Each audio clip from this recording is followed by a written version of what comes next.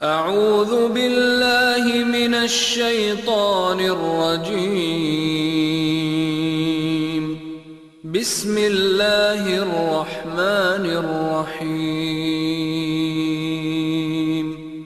اللہ تعالیٰ کی توفیق سے سورۃ البقرہ کا مطالعہ ہم آگے بڑھا رہے ہیں۔ سورۃ البقرہ آیت نمبر 211 ارشاد ہوا، سل بنی اسرائیل، اے نبی علیہ السلام بنی اسرائیل سے پوچھئے، کم آتیناہم من آیت بینہ، ہم نے انہیں کتنی ہی واضح نشانیاں عطا کیں، ومن یبدل نعمت اللہ، اور جو کہ اللہ کی نعمت کو بدل ڈالے، من بعد ما جاءتہ، اس کے مل جانے کے بعد، فَإِنَّ اللَّهَ شَدِيدُ الْعِقَابِ، تو یقیناً اللہ بہت سخت سزا دینے والا ہے۔ بنی اسرائیل کی تاریخ بھی سامنے آ گئی، اور رسول اللہ علیہ السلام کے دور میں تو یہود موجود تھے، اللہ کے رسول پر ایمان لاتے، رحمتوں کے مستحق بن جاتے، مگر نعمتوں کی انہوں نے ناقدری کی، اللہ کی نعمت کو بدل ڈالا، یعنی اللہ کی نعمت کی ناقدری کی اور حضور کی رسالت کو قبول نہ کیا، تو عذاب کا ڈراوا ان کو دیا گیا۔ زُيِّنَ لِلَّذِينَ كَفَرُوا الْحَيَاةُ الدُّنْيَا وَيَسْخَرُونَ مِنَ الَّذِينَ آمَنُوا، کفر کرنے والوں کے لیے دنیا کی زندگی خوشنما بنا دی گئی ہے، اور وہ ایمان لانے والوں کا مذاق اڑاتے ہیں۔ دنیا پرست لوگ ایمان والوں کا مذاق اڑاتے ہیں، پتہ نہیں کن چکروں میں پڑے، ان کو اپنے گھر کی فکر نہیں جنہوں نے ہجرت کی، یا سچے ایمان والے جو جان و مال کو اللہ کے دین کے لیے کھپا رہے تھے، منافقین کا ذکر بھی ہمارے سامنے آ چکا۔ تو دنیا پرست لوگ جو دنیا کی محبت میں ڈوبے ہیں، وہ ایمان والوں کا، جو ایمان والے جان و مال کو دین کے لیے لگا رہے ہیں، فرمایا کہ وَيَسْخَرُونَ مِنَ الَّذِينَ آمَنُوا، اور وہ ایمان لانے والوں کا مذاق اڑاتے ہیں، وَالَّذِينَ اتَّقَوْا، اور جو پرہیزگاری اختیار کرتے ہیں، فَوْقَهُمْ يَوْمَ الْقِيَامَةِ، وہ ان پر روز قیامت غالب ہوں گے۔ اللہ بہت پیارا ہے، اللہ ایمان والوں کے دلجوئی فرما رہا ہے۔ آج تم دین کو مانتے ہو، دین پر عمل کرتے، لوگ تمہارا مذاق اڑا رہے ہیں، کوئی بات نہیں، دنیا تھوڑی سی زندگی ہے، آخرت ہمیشہ کی زندگی ہے۔ سورہ مطففین آخری پارے میں آیت نمبر 34، فَالْيَوْمَ الَّذِينَ آمَنُوا مِنَ الْكُفَّارِ يَضْحَكُونَ، آج ایمان والے کافروں کا مذاق اڑائیں گے، کہاں؟ قیامت کے دن۔ وہ اللہ دلوں کو ٹھنڈک عطا فرمائے گا، ایمان والوں کے دلوں کو ٹھنڈک ملے گی۔ یہاں فرمایا وَالَّذِينَ اتَّقَوْا فَوْقَهُمْ يَوْمَ الْقِيَامَةِ، اور جو پرہیزگاری اختیار کرتے ہیں، یعنی گناہوں سے بچتے ہیں، وہ ان پر روز قیامت غالب ہوں گے۔ وَاللَّهُ يَرْزُقُ مَن يَشَاءُ بِغَيْرِ حِسَاب، اور اللہ جسے چاہتا ہے بے حساب رزق عطا فرماتا ہے۔ اگلی آیت ہے آیت نمبر 213، یہ تیسری طویل آیت ہے، 5 میں سے تیسری طویل آیت، اور اس کا عنوان ہے آیت الاختلاف، یعنی وہ آیت جس میں انسانوں کے درمیان پیدا ہو جانے والے اختلاف کا ذکر ہے۔ کان الناس امت واحدہ، ابتدا میں لوگ ایک ہی دین پر متفق امت تھے۔ آدم علیہ السلام پہلے انسان، پہلے نبی، پہلے خلیفہ، اللہ نے ہدایت دے کر زمین پر بھیجا، تو سب لوگ ایک ہی دین پر متفق امت تھے۔ فبعث اللہ النبیین مبشرین ومنذرین، پھر جب ان لوگوں نے اختلاف کیا تو اللہ نے انبیاء علیہم السلام کو بھیجا، خوشخبری دینے والے اور ڈر سنانے والے بنا کر۔ وَأَنزَلَ مَعَهُمُ الْكِتَابَ بِالْحَقِّ، اور ان کے ساتھ برحق کتاب نازل فرمائی، لِيَحْكُمَ بَيْنَ النَّاسِ فِيمَا اخْتَلَفُوا فِيهِ، تاکہ وہ لوگوں کے درمیان ان باتوں کا فیصلہ فرما دے جن میں انہوں نے اختلاف کیا تھا۔ وَمَا اخْتَلَفَ فِيهِ إِلَّا الَّذِينَ أُوتُوهُ مِن بَعْدِ مَا جَاءَتْهُمُ الْبَيِّنَاتُ بَغْيًا بَيْنَهُمْ، اور اس میں انہی لوگوں نے اختلاف کیا جنہیں وہ کتاب دی گئی تھی، اس کے بعد کہ ان کے پاس واضح دلائل آ چکے تھے، صرف آپس کی ضد کی وجہ سے اختلاف کیا۔ یہ بات کئی مرتبہ آئی، تکبر تعصب کی وجہ سے جانتے بوجھتے حق کو رد کیا، اور اب یہ یہود نے حرکت کی ہے، تکبر و تعصب میں مبتلا ہو کر، حسد میں مبتلا ہو کر حضور کی رسالت کا انہوں نے انکار کیا۔ فَعَدَ اللَّهُ الَّذِينَ آمَنُوا لِمَا اخْتَلَفُوا فِيهِ مِنَ الْحَقِّ بِإِذْنِهِ، تو اللہ نے ایمان لانے والوں کو اپنی توفیق سے حق کے ذریعے ہدایت عطا فرمائی، اس بات میں جس میں ان لوگوں نے اختلاف کیا تھا، جن میں طلب و طڑف سچی تھی، تعصب سے پاک تھے، ہدایت کے متلاشی تھے، اللہ نے ان کو ہدایت دی۔ واللہ یہدی من یشاء الی صراط مستقیم، اور اللہ جس کو چاہتا ہے سیدھے راستے کی طرف ہدایت عطا فرماتا ہے۔ اللہ ہم سب کو صراط مستقیم کی مزید ہدایت اور اس پر استقامت عطا فرمائے۔ اگلی آیت ایک ہلا دینے والا مقام ہے۔ اللہ کی جنت سستی نہیں ہے، مشقتوں سے گزرنا پڑے گا۔ ام حسبتم ان تدخلوا الجنت، کیا تم نے یوں سمجھ رکھا ہے کہ یوں ہی جنت میں داخل ہو جاؤ گے؟ ولما یاتیکم مثل الذین خلوا من قبلکم، حالانکہ اب تک تم پر ان لوگوں جیسے حالات نہیں آئے جو تم سے پہلے گزر چکے ہیں۔ مستہم البأساء والضراء وزلزلوا، اور انہیں سختیاں اور تکلیفیں پہنچیں اور وہ ہلا ڈالے گئے حتی یقول الرسول والذین آمنوا معہ متی نصر اللہ، یہاں تک کہ وقت کے رسول پکار اٹھے اور ان کے ساتھ ایمان لانے والے کہ کب آئے گی اللہ کی مدد، الا ان نصر اللہ قریب، سن لو یقیناً اللہ کی مدد قریب ہے۔ اللہ کی جنت مشقتوں سے گھیری گئی ہے، اور پچھلے انبیاء اور رسول اور ان کی امتوں کو اتنا ہلایا گیا کہ وقت کے رسول بھی پکار اٹھے کہ اللہ تیری مدد کب آئے گی۔ پیغمبر کے ایمان کی کیا کیفیت ہوتی ہے، مگر اتنا ہلایا گیا، زلزلوں ہلائے گئے آزمائشوں کی بھٹیوں میں کہ رسول پکار اٹھے اللہ تیری مدد کب آئے گی۔ اب اللہ فرماتا ہے سن لو یقیناً اللہ کی مدد قریب ہے، فَإِنَّ مَعَ الْعُسْرِ يُسْرًا، یقیناً مشکل کے ساتھ آسانی ہے۔ اب انفاق کا بیان آ رہا ہے۔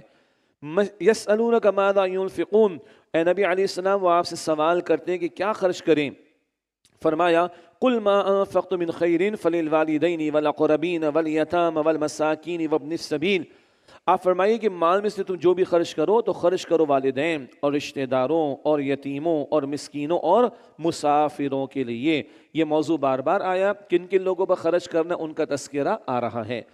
وما تفعلوا من خیر فإن اللہ بہ علیم، اور جو نیکی تم کرتے ہو تو بے شک اللہ اسے خوب جاننے والا ہے۔ انفاق کا ذکر آ گیا، لسٹ آ گئی۔ ہاں والدین کو تو زکوٰۃ بھی نہیں دے سکتے کیونکہ والدین کی کفالت کرنی ہے، اولاد کو زکوٰۃ نہیں دے سکتے کہ اولاد کی کفالت کرنی ہے، شوہر بیوی کو زکوٰۃ نہیں دے گا، بیوی کی کفالت کرنی ہے، اوپر ماں باپ کے بھی ماں باپ ہوں، دادا دادی نانا نانی ان کو بھی نہیں، نیچے اولاد کی بھی اولاد ہو، پوتے پوتیاں نواسے نواسیاں ان کو بھی نہیں، ان کی تو کفالت کرنی ہے۔ باقی زکوٰۃ ڈیزرونگ لوگوں کو زکوٰۃ دینی ہے اور زکوٰۃ کے علاوہ بھی خرچ کرنا ہے۔ یہ لسٹ بار بار قرآن پاک میں آتی ہے۔ اب قتال کی فرضیت کا بیان، کتب علیکم القتال وہو کرہ لکم، تم پر اللہ کی راہ میں قتال فرض کیا گیا ہے حالانکہ وہ تمہیں طبعی طور پر ناپسند ہے۔ جنگ اچھی بات تو محسوس نہیں ہوتی نا، اپیرنٹلی تو بھارت اس میں نقصان ہوتا ہے، لیکن وَعَسَىٰ أَن تَكْرَهُوا شَيْئًا وَهُوَ خَيْرٌ لَكُمْ، اور ہو سکتا ہے کہ تم کسی چیز کو ناپسند کرو اور وہی تمہارے لیے بہتر ہو۔ وَعَسَىٰ أَن تُحِبُّوا الشَّيْءَ وَهُوَ شَرٌّ لَكُمْ، اور ہو سکتا ہے کہ کسی چیز کو تم پسند کرو اور وہی تمہارے حق میں بری ہو۔ وَاللَّهُ يَعْلَمُ وَأَنْتُمْ لَا تَعْلَمُونَ، اور حقیقت حال اللہ ہی جانتا ہے اور تم نہیں جانتے۔ تم ظاہر کو دیکھتے ہو، اللہ حقیقت کو جانتا ہے۔ چھوٹا سا بچہ بھی باربیکیو کے موقع پر انگارہ اٹھانا چاہتے تو منع کرتے ہیں نا، اس کو تو روشنی نظر آ رہی ہے مگر ہمیں پتہ ہے کہ ہاتھ جل جائے گا، تو ہم یہ کہتے ہیں تجھے نہیں پتہ ہمیں پتہ ہے، یہی کہتے ہیں نا۔ تو اللہ کیا فرما رہے ہیں، تمہیں نہیں پتہ مجھے پتہ ہے۔ ایک چیز تمہیں ناپسند لگے اسی میں خیر ہو، ایک تمہیں بڑی اٹریکٹیو لگ رہی اسی میں شر ہو، کون جانتا ہے؟ اللہ جانتا ہے، تم نہیں جانتے۔ تو قتال کا حکم بھی اللہ نے دیا، شرائط کے ساتھ ہے، پری ریکویزٹس کے ساتھ ہے، لیکن ہے اور اس میں خیر ہے، اس میں حکمتیں ہیں۔ واللہ یعلم وانتم لا تعلمون، اور اللہ جانتا ہے اور تم نہیں جانتے۔ یسألونک عن الشہر الحرام قتال فی، اے نبی آپ سے سوال کرتے ہیں کہ حرمت والے مہینے میں قتال کرنا کیسا ہے۔ حرمت والے مہینے ذہن میں رکھیے کہ ان کی حرمتیں برقرار، قتال کرنا منع۔ تو سوال آئے کہ کیسا اس میں قتال کرنا، قل قتال فیہ کبیر، آپ فرما دیجئے کہ اس مہینے میں قتال کرنا بڑا گناہ ہے۔ حرمت والے مہینوں میں سے کسی مہینے میں جنگ کرنا بڑا گناہ ہے۔ ایک پس منظر ہے، مختصراً یہ وادی نخلا کا بیان، یہ بدر سے پہلے کی بات ہے۔ کئی مدبھیڑ ہو گئی مسلمانوں کی کفار کے ساتھ، ایک کافر ایک مشرک مسلمانوں کے ہاتھوں قتل ہو گیا۔ یہ جمادی الثانی کے مہینے کی آخری تاریخ تھی، صحابہ کا خیال تھا، حالانکہ رجب کا چاند نظر آ گیا تھا، رجب کا آغاز ہو گیا تھا، صحابہ کا خیال تھا کہ ابھی ایک دن باقی ہے، جمادی الثانی کا آخری دن چل رہا ہے۔ مشرکین نے بڑا واویلا مچا، اوہو یہ دہشت گرد ہیں، اوہو یہ ایکسٹریمسٹ ہے، اوہو انہوں نے حرمت پامال کر دی، اوہو انہوں نے قتل کر ڈالا، بڑا واویلا مچایا مشرکین نے۔ تو اصولی بات کہ ہاں حرمت والے مہینے میں قتال کرنا بڑا گناہ ہے۔ اب آگے اللہ کے الفاظ سنیے، اللہ ایمان والوں کو اجازت بھی دیتا ہے، قتال کا حکم بھی دیتا ہے، باطل پرستوں کے مقابلے میں اللہ ایمان والوں کی حمایت بھی کرتا ہے۔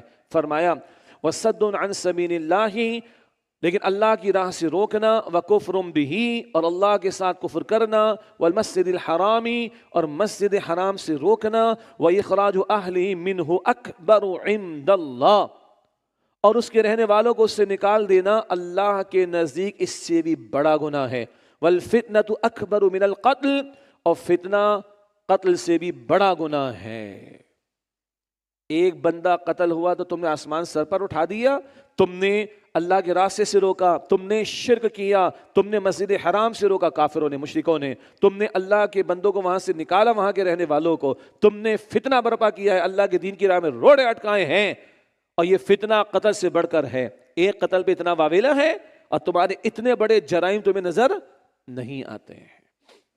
فرمایا وَلَا يَزَالُونَ يُقَاتِلُونَكُمْ حَتَّى يُرُدُّوكُمْ عَنْ دِينِكُمْ إِنِ اسْتَطَاعُوا، اور وہ کافر ہمیشہ تم سے لڑتے رہیں گے یہاں تک کہ تمہیں تمہارے دین سے پھیر دیں اگر ان کا بس چلے۔ یہ تو چاہتے کہ تم دین سے پھر جاؤ۔ فرمایا وَمَن يَرْتَدِدْ مِنْكُمْ عَنْ دِينِهِ، اور جو تم میں سے اپنے دین سے پھر گیا، فَيَمُتْ وَهُوَ كَافِرٌ، اور پھر مر گیا اس حال میں کہ وہ کافر تھا، فَأُولَٰئِكَ حَبِطَتْ أَعْمَالُهُمْ فِي الدُّنْيَا وَالْآخِرَةِ، تو یہ وہ بد نصیب ہے کہ ان کے اعمال برباد ہو گئے دنیا اور آخرت میں۔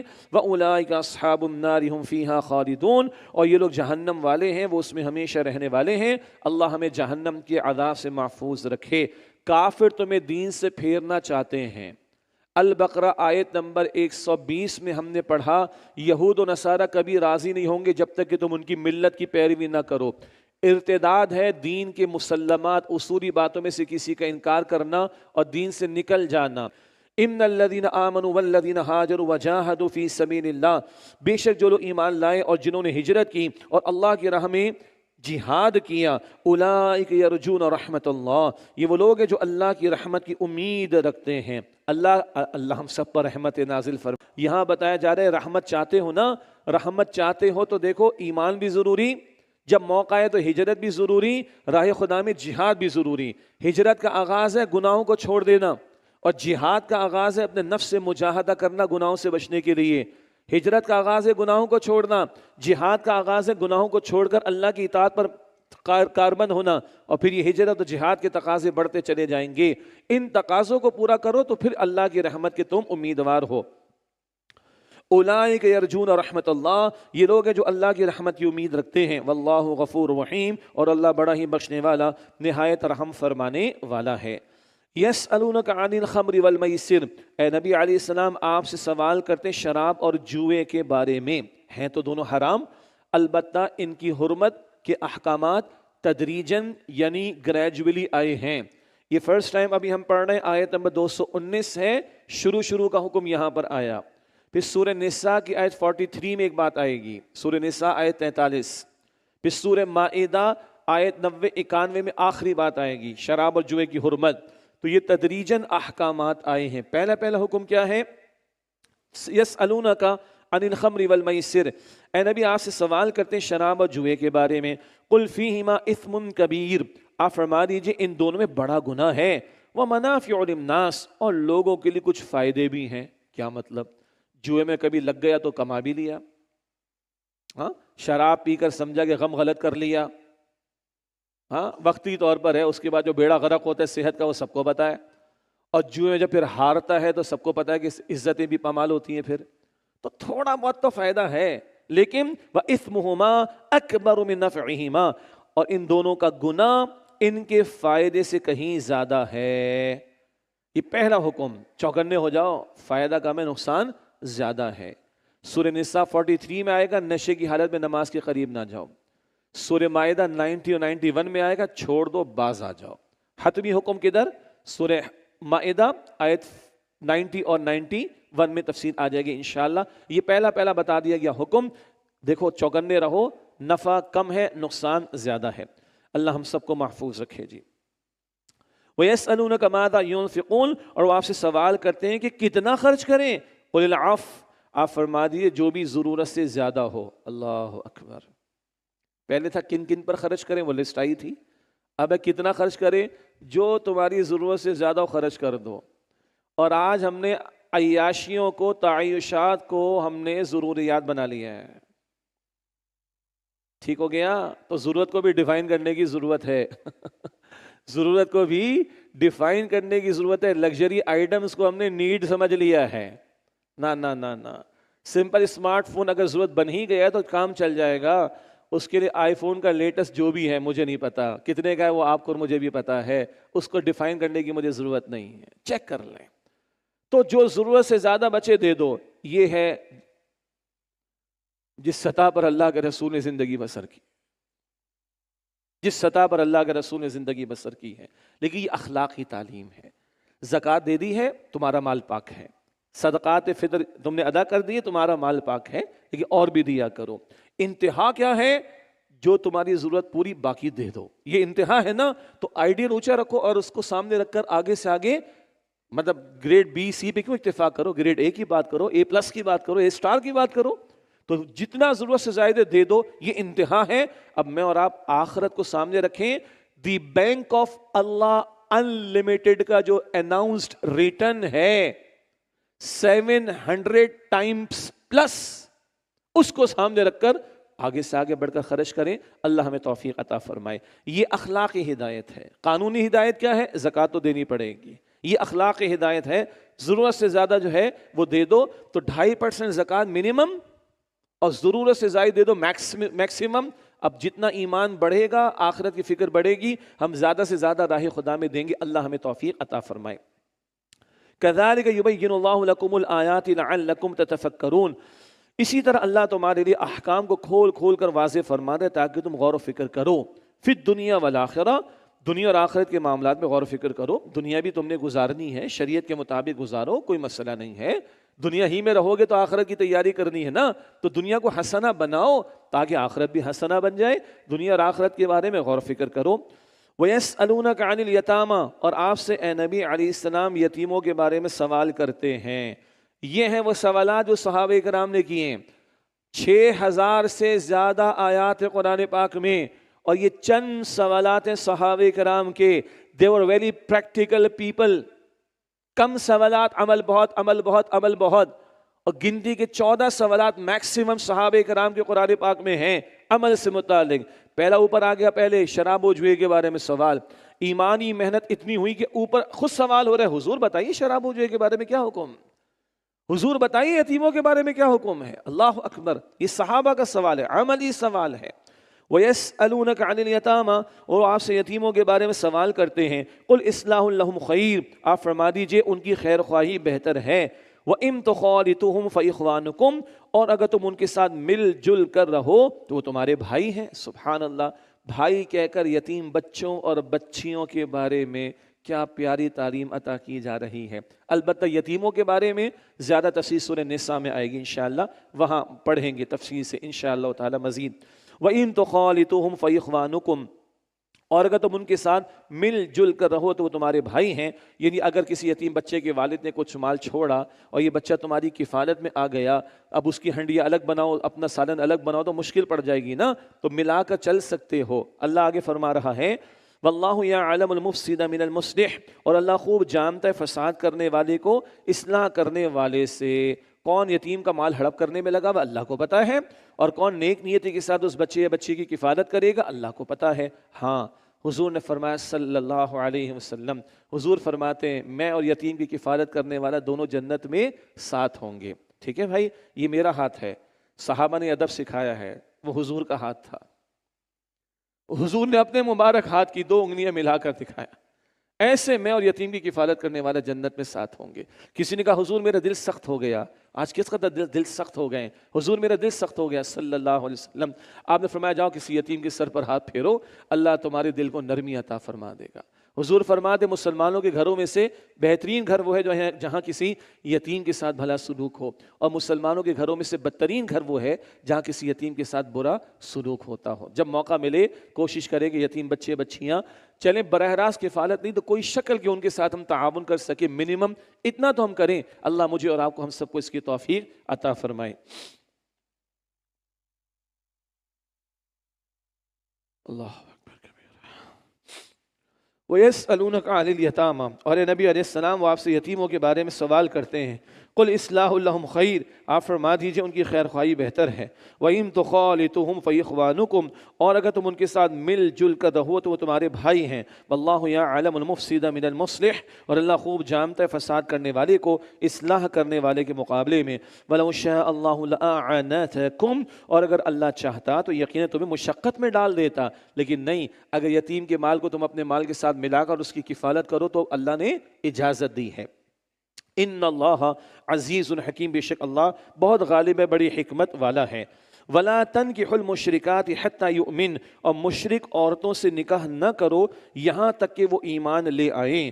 مسلمان مرد کا نکاح اہل کتاب کی عورت سے ہو سکتا ہے، بشرطے کہ اہل کتاب اپنی کتاب کو تو مانے، اللہ کو تو مانے، لیکن مسلمان مرد کا نکاح مشرک عورت سے نہیں ہو سکتا۔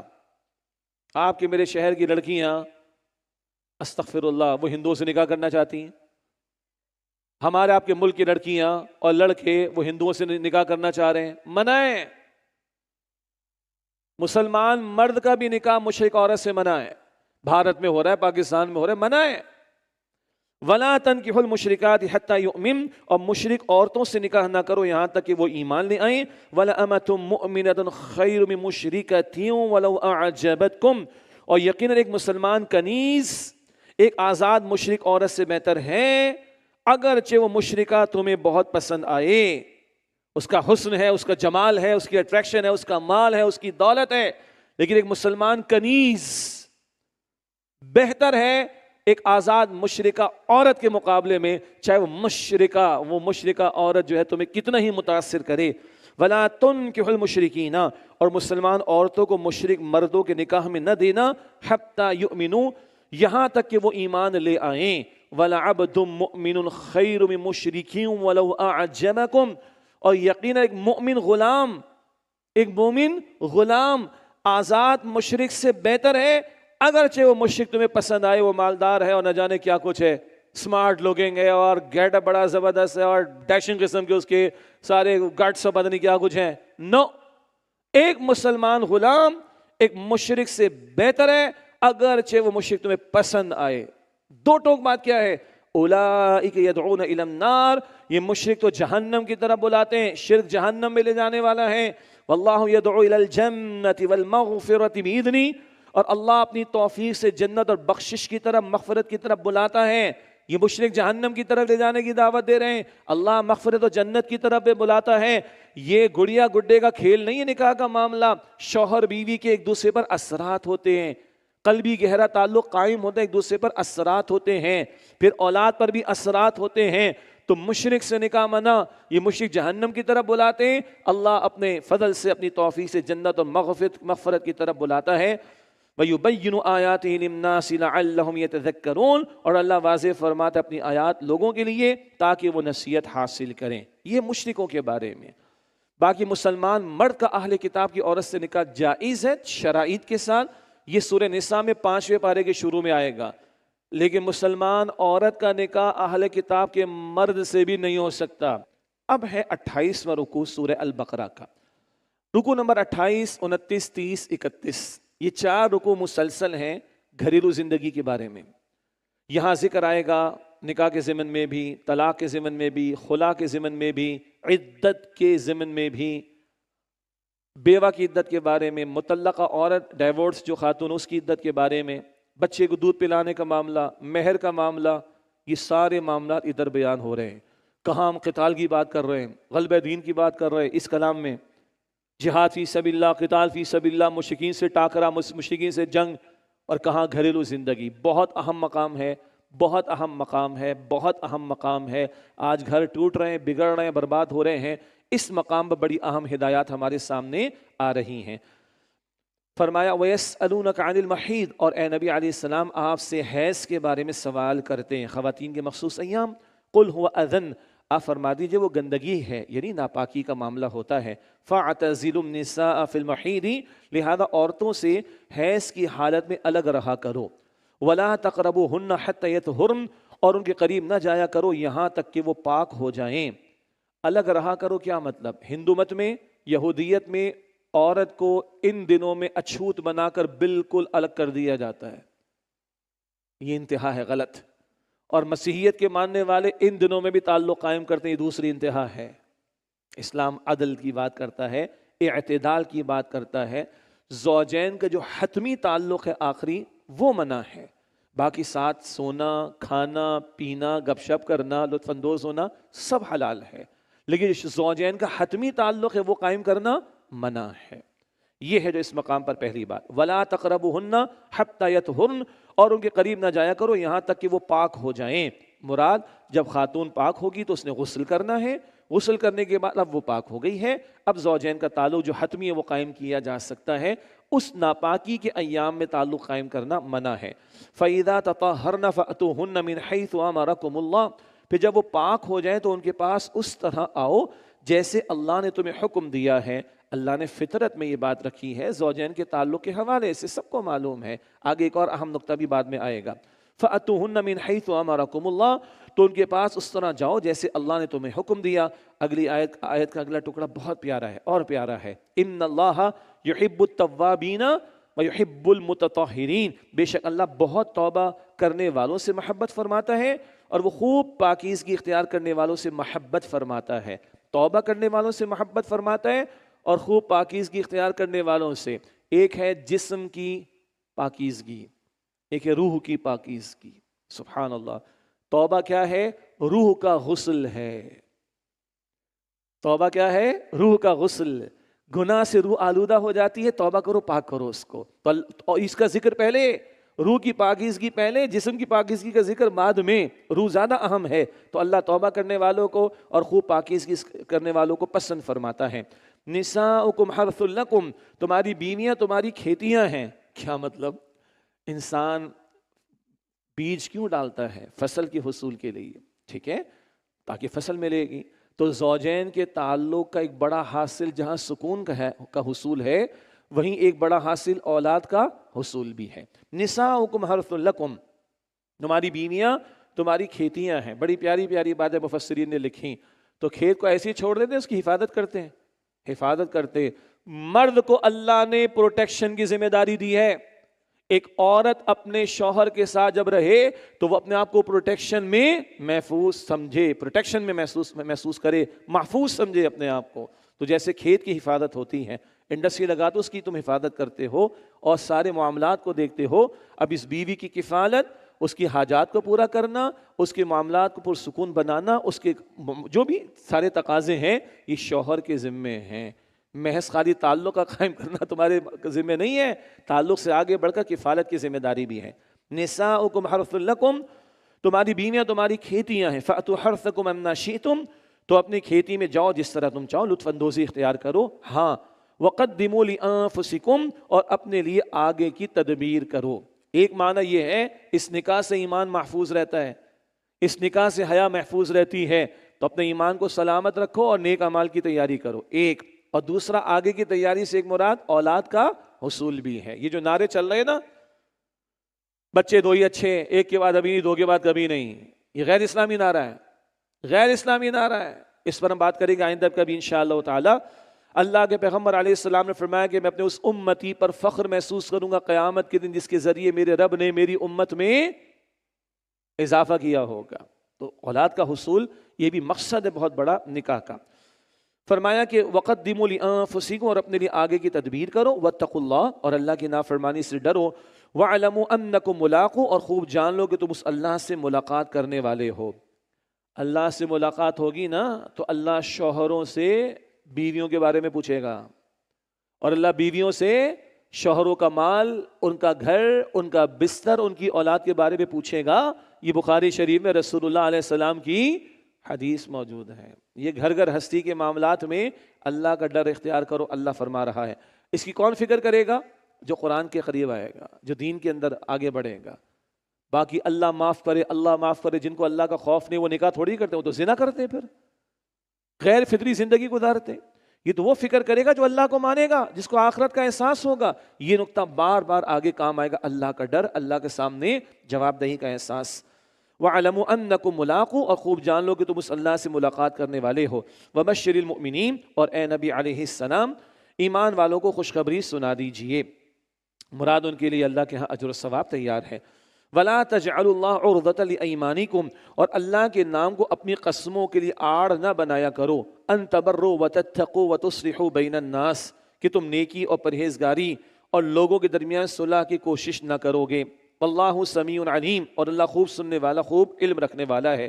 گھریلو معاملات میں، رشتہ داروں کے معاملات میں کبھی ہو جاتا ہے کسی کو سمجھانے کی کوشش کی، اس نے آگے سے پلٹ کے دو سنا دی. بندہ کیا کہتا ہے؟ میرے باپ کی توبہ جو آج آئندہ ان کے معاملے میں پڑھوں، اللہ کی قسم میں تو ان سے کبھی بات نہیں کروں گا، میں کبھی صلح کرانے کی کوشش نہیں کروں گا، میرے باپ کی توبہ جو ان کو آگے میں کبھی سمجھانے کی یا نصیحت کرنے کی کوشش کروں۔ ہو جاتا ہے نا؟ اللہ کہتے ہیں نا، اللہ کے نام کو اپنی اور اللہ کے نام کو اپنی قسموں کے لیے آڑ نہ بناؤ کہ تم نیکی اور تقوی پرہیزگاری اور لوگوں کے درمیان صلح کی کوشش نہ کرو گے۔ نہیں، صلح کا معاملہ ہے، خیر کی بات سمجھانی ہے، کوشش کیا کرو یہ تم۔ واللہ سمیع علیم، اور اللہ خوب سننے والا، علم رکھنے والا ہے۔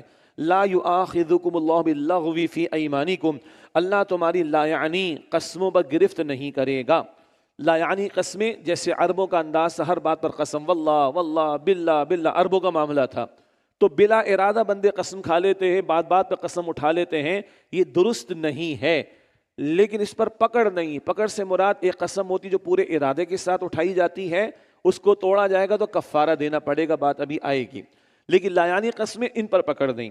وَلَٰكِن يُؤَاخِذُكُم بِمَا كَسَّبَتْ قُلُوبُكُم، لیکن اللہ تمہاری ان قسموں پر گرفت کرے گا جن کا ارادہ تمہارے دلوں نے کیا ہے۔ واللہ غفور حلیم، اور اللہ بہت بخشنے والا، نہایت حلم والا ہے۔ حلم والا مطلب اللہ میں بہت تحمل ہے۔ شرک لوگ کر رہے ہیں، کفر لوگ کر رہے ہیں، اللہ فوراً نہیں پکڑتا، اللہ معاف کرتا ہے، اللہ ڈھیل دیتا ہے، اللہ تعالیٰ مہلت دیتا ہے۔ تو جو دل کے ارادے سے قسم اٹھاؤ گے اس پر شریعت کے احکامات لاگو ہوتے ہیں۔ قسم کا کفارہ اس کی تفصیل آئے گی سورۃ المائدہ آیت نمبر 89 میں، وہاں تفصیل مزید آئے گی انشاءاللہ۔ اب ایک خاص قسم، اس کو ایلا کہتے ہیں۔ اب کچھ مسائل کا بیان آ رہا ہے۔ ایلا، عربوں کا معاملہ کیا تھا کہ کوئی کہتا کہ جی بس میں اپنی بیوی کے پاس نہ جانے کی قسم اٹھا لیتا ہوں، اور کم بخت جو ہے وہ 5 سال تک تعلق قائم نہیں کرتے تھے، تو بیوی تو بیچاری پریشان، کیا کرے آخر وہ؟ تو اللہ تعالیٰ نے ایک مدت کا تعین کر دیا۔ ایلا، اللہ کی قسم اٹھا کر کوئی کہے جائے میں اپنے بیوی کے ساتھ تعلق قائم نہیں کروں گا، اور بیوی لٹکتی پھرتی رہے، تو اللہ نے 4 مہینے کا ذکر فرمایا۔ اس کو کہتے خاص قسم، ایلا کا معاملہ۔ فرمایا للذین یؤلون من نسائہم تربص 4 اشہر، جو لوگ اپنی بیویوں کے پاس نہ جانے کی قسم اٹھا لیں ان کے لیے 4 مہینے کی مہلت ہے۔ اپنے آپ کو تمیز کے دائرے میں رکھو، اللہ فرما رہا ہے اللہ کی اس بندی کے ساتھ ظلم نہ کرو، لٹکتا نہ چھوڑو، 4 months is enough، دماغ ٹھکانے پر آ جانا چاہیے، یا تو رجوع کرو، اس کو اپنے نکاح ہی میں رکھو، یا اس کو فارغ کرو، معاملہ ختم کرو۔ فرمایا للذین یؤلون من نسائہم تربص 4 اشہر، جو لوگ اپنی بیویوں کے پاس نہ جانے کی قسم اٹھا لیں ان کے لیے 4 مہینے کی مہلت ہے۔ فإن فاؤوا، پھر اگر وہ اس مدت میں رجوع کر لیں، فإن اللہ غفور رحیم، تو بے شک اللہ بڑا ہی بخشنے والا، نہایت رحم فرمانے والا ہے۔ قسم اٹھا لی تھی، 4 مہینے کے اندر وہ رجوع کر لیتا ہے تو قسم توڑنی پڑے گی، قسم کا کفارہ دینا پڑے گا۔ قسم کا کفارہ سورۃ المائدہ آیت نمبر 89 میں ہے۔ یہ ہے عدت، یعنی اس مدت میں رجوع کر لیا تو قسم توڑی، کفارہ دے دو۔ فإن اللہ غفور رحیم، تو بے شک اللہ بڑا ہی بخشنے والا، نہایت رحم فرمانے والا ہے۔ وإن عزموا الطلاق فإن اللہ سمیع علیم، اور اگر وہ طلاق دینے کا پکا ارادہ کر لی تو بے شک اللہ سبحانہ وتعالی خوب سننے والا، خوب جاننے والا ہے۔ یہ 4 مہینے گزر جائیں گے تو یہ عورت آزاد ہے، یہ کہیں اور نکاح کر سکتی ہے۔ البتہ اس میں فقہی اعتبار سے تفصیلات ہیں، وہ آپ تفاسیر میں دیکھ سکتے ہیں۔ یہ ہوا ایلا کا معاملہ۔ اب یہاں سے طلاق کا تذکرہ شروع ہو رہا ہے، تو چند بنیادی باتیں۔ طلاق ہمارے دین میں اس کی گنجائش دی گئی ہے، پرمیسیبلٹی ہے، مگر انتہائی پوائنٹ آف نو ریٹرن کی شکل میں، اور اس سے پہلے 20 مراحل ہیں، اور لوگ بائی پاس کرتے کیونکہ دین کا علم حاصل نہیں کرتے۔ شادیاں کر رہے ہیں مگر پتہ ہی نہیں کہ مرد کی ذمہ داری کیا، عورت کی ذمہ داری کیا ہے۔ زبان کنٹرول میں رکھو، خوف خدا دل میں رکھو، تقوی کی روش اختیار کرو، معافی کا معاملہ کرو، درگزر کا معاملہ کرو، ایک دوسرے کی خوبیوں کو تلاش کرو، جھگڑا ہو جائے تو گھر کے معاملے کو گھر میں سلجھانے کی کوشش کرو، اور اگر گھر کا معاملہ گھر میں سیٹل نہیں ہوتا تو خاندان کے بڑوں کو یونٹ آفس میں مت جاؤ، ہاں سیاست دانوں کے مرکزوں پر مت جاؤ، چوراہے پر بیٹھ کے اپنے گھر کی عزت کو برباد نہ کرو۔ گھر کے بڑے، خاندان کا ایک بڑا شوہر کے ہاں سے، خاندان کا ایک بڑا بیوی کے ہاں سے بیٹھ کر پیچ اپ کرانے کی کوشش کریں۔ کہیں طلاق نہیں ہے ابھی تک، یہ سارا بائی پاس کر کے ٹھک ٹھک ٹھک طلاقیں دیتے ہیں، ظلم کرتے ہیں، انتہائی ناپسندیدہ۔ مگر دین فطرت ہے، پوائنٹ آف نو ریٹرن آ سکتا ہے، پرمیسیبلٹی، پھر طریقہ بتایا گیا ہے۔ کب طلاق دی جائے؟ عجیب لگے گا آپ کو، ایسے وقت جب کہ زوجین کا تعلق قائم نہ ہوا ہو اور خاتون حالت پاکیزگی میں ہو. یہ سورہ طلاق میں پڑھیں گے 28 پارے میں. سنیں، حالت طہر میں خاتون ہے، مینسس کا دور نہیں ہے، مخصوص ایام کا معاملہ نہیں ہے، پاکیزگی کی حالت ہے اور تعلق بھی قائم نہیں کیا تو ایک طلاق دو. یہ رسول اللہ کی تعلیم ہے صلی اللہ علیہ وسلم. ایک وقت میں ایک دو. ظالم ہے وہ لوگ جو 30 مرتبہ 300 مرتبہ دیتے ہیں. اور سیدنا عمر رضی اللہ تعالیٰ عنہ نے ایک وقت میں 3 طلاقیں دینے والوں کو کوڑے لگوائے تھے. کوئی نہیں بتا رہا آج، کوئی کوڑے نہیں لگ رہے، اور ظالم بیٹھ کے گھروں کو برباد کر رہے ہوتے ہیں.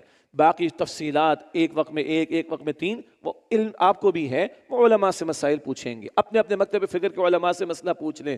مگر طلاق دینے کا طریقہ پیغمبر نے بتایا، بیان ہی نہیں ہو رہا، نہ کوئی معلوم کر رہا ہے، اور دھڑا دھڑ گھر کے گھر برباد ہو رہے ہیں. اور اس سے آگے بڑھ کر خلا کا معاملہ بڑھتا چلا جا رہا ہے. جتنے اللہ اور اس کے رسول نے اقدامات کرنے کو کہا ان کو بائی پاس کر کے گھر برباد ہو رہے ہیں. خدا را ہمیں گھروں کو بچانا ہے، خدا را ہمیں گھروں کو بچانا ہے، خدا را ہمیں گھروں کو بچانا ہے. مسائل معلوم کرنا چاہیے، شریعت کی تعلیم کو سیکھنا چاہیے. یہ گڑیا گڈے کا کھیل نہیں، یہ نسلوں کے معاملات ہوتے ہیں. اللہ ہم سب کے گھروں کی حفاظت فرمائے. پھر ہے کہ ایک وقت میں ایک طلاق دی تو عدت کے اندر رجوع کیا جا سکتا ہے. عدت گزر جائے تو یہ عورت آزاد ہے، کہیں اور نکاح ہو سکتا ہے.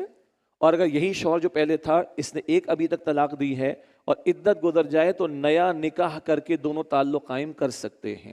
عدت کے اندر رجوع کر لیں تو اس کو رجعی طلاق کہتے ہیں، رجوع والی. عدت گزر جائے 1 اور 2 کی حد تک تو یہ نکاح ہو سکتا ہے نیا، اس کو طلاق بائن کہتے ہیں. اور 3 طلاقیں ہو گئے تو معاملہ ختم ہو جاتا ہے. پھر ایک وہ حلالے کی بحث آتی، وہ آگے چل کر بات آ جائے گی. یہ چند بنیادی باتیں، تفصیلات بھی زیادہ ہم نہیں جائیں گے. اب آئیے اگلی آیات کا مطالعہ. والمطلقات یتربصن بانفسهن 3 قروء، اور طلاق یافتہ عورتیں اپنے آپ کو روکے رکھیں 3 مرتبہ حیض آنے تک. 3 مرتبہ حیض آنا یہ ہے ایک مطلقہ ڈائیورسڈ خاتون کی عدت کی مدت. اور آج ہمارے ملک میں بننے والے ڈراموں کے اندر عدت کا ہی سرے سے انکار، عدت کا ہی سرے سے انکار. تو ڈرامے بازی میں تو ڈرامہ ہی ہوگا نا پھر، یا ڈراموں میں ڈرامہ بازی ہوگی، شریعت تھوڑی ہوگی. کیا ان ڈراموں سے دین سیکھیں گے ہم؟ ان اداکاروں اور اداکاروں کے ڈائلاگ سے اسلام سیکھیں گے ہم؟ انا للہ و انا الیہ راجعون. تو ڈراموں میں ڈرامہ بازی ہو رہی. یہ قرآن ہے، یہ اللہ کا کلام ہے اور اس کا امت پر اتفاق ہے. تو طلاق یافتہ عورت اس کی عدت 3 مرتبہ حیض آنے تک. ایک مسئلہ ہے سورہ طلاق میں آ گئی، خاتون بوڑھی ہو گئی اور اس کو حیض نہیں آتے تب کیا ہوگا؟ 3 مہینے اس کی طلاق کی مدت ہوگی. اور ایک اور مسئلہ بھی ہے وہ سورہ طلاق میں آئے گا انشاءاللہ. عموم کے اعتبار سے فرمایا کہ والمطلقات یتربصن بانفسهن 3 قروء، اور طلاق یافتہ عورتیں اپنے آپ کو روکے رکھے 3 مرتبہ حیض آنے تک. ولا يحل لهن ان يكتمن ما خلق الله في ارحامهن، اور ان کے لیے حلال نہیں کہ وہ اسے چھپائیں جو اللہ نے ان کے رحموں میں پیدا فرمایا ہے. ان کن یؤمن باللہ والیوم الاخر، اگر وہ ایمان رکھتی ہیں اللہ پر اور آخرت کے دن پر. رحم میں جو بچہ پرورش پا رہا ہے اس کو چھپانا نہیں ہے.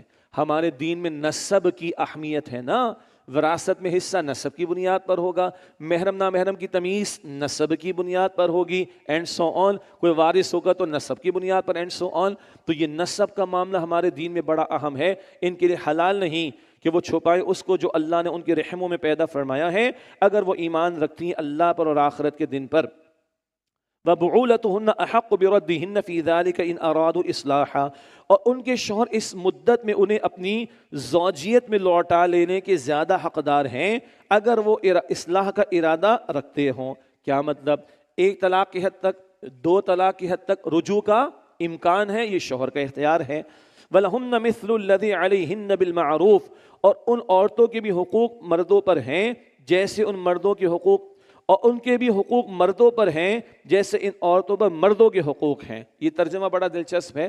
سادہ سی بات یہ ہے، مردوں پر ذمہ داریاں ہیں وہ عورتوں کے حقوق ہیں، جو عورتوں پر ذمہ داریاں ہیں وہ مردوں کے حقوق ہیں. ایک بات. اور ایک بات یہ بھی ہے کہ مردوں پر ان کی ذمہ داریوں کے اعتبار سے اللہ تعالیٰ نے معاملہ ڈالا تو حقوق بھی دیے، اور عورتوں کو جو حقوق دیے وہ ان کی ذمہ داریوں کے اعتبار سے. مثلاً اگر ایک شخص کا انتقال ہو تو بیٹے کو دوہرا حصہ ملتا ہے نا, کیوں؟ مرد پر کفالت کی ذمہ داری زیادہ ہے, تو ذمہ داری کے اعتبار سے اس کا حق بھی شریعت نے معین کیا. فرمایا کہ وَلِلرِّجَالِ عَلَيْهِنَّ دَرَجَةٌ, اور مردوں کو عورتوں پر ایک درجہ برتری حاصل ہے. کیا مطلب؟ اللہ نے مرد کو کفیل بنایا ہے, کفالت کی ذمہ داری ڈالی ہے, نان نفقہ اس نے دینا ہے, مہر اس نے ادا کرنا ہے, ایک ہی دعوت سنت میں ولیمے کی وہ اس نے کرنی ہے, اولاد پیدا ہوگی شوہر بیوی دونوں کی ہے, لیکن کفالت کی ذمہ داری مرد پر ہے. گھر کا سربراہ اللہ نے مرد کو بنایا. یہ ذکر آئے گا سورہ نساء کی آیت نمبر 34 میں, الرجال قوامون علی النساء, مرد عورتوں پر قوام ہیں.